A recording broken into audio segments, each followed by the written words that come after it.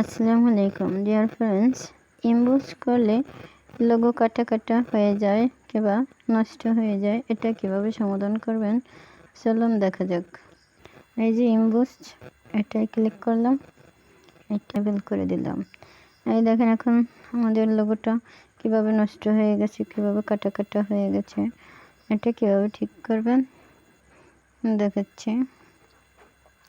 এর আগে একটা লাইটটা একটু বাড়িয়ে কমিয়ে নেব, 80 করে দিলাম। আর এখানে 51 করে এই যে টিকমার্ক করে দিলাম। এই যে এখানে আছে রিলেটিভ সাইজ, এটাই ক্লিক করলাম।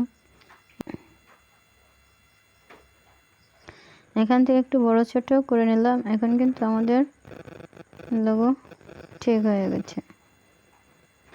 কিন্তু এখন যদি আমরা এটা গ্যালারিতে সেভ করি তাহলে দেখা যায় আমাদের গ্যালারিতে এটা কাটা কাটা হয়ে সেভ হয়।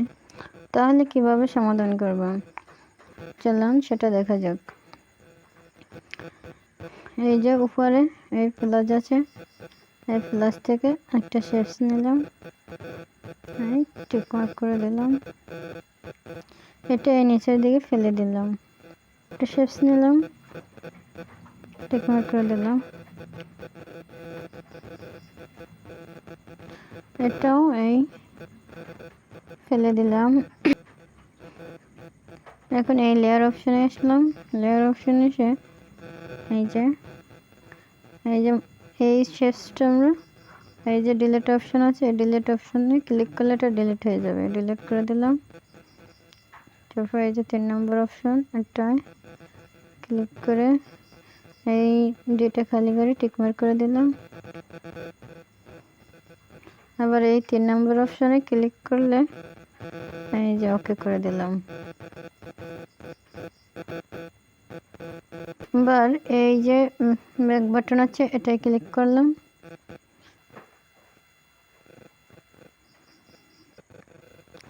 এখন দেখুন এই যে আমাদের লোগোটাই যতই ছোট বড় করছি, এটা কিন্তু আর ওরকম কাটা কাটা হচ্ছে না। ভিডিওটি কেমন হয়েছে কমেন্ট করে জানাবেন। আর ভিডিওটি দেখে ভালো লাগলে অবশ্যই চ্যানেলটি সাবস্ক্রাইব করে দেবেন। এখানে এই স্ক্রিনের কালারটা চেঞ্জ করে দেব।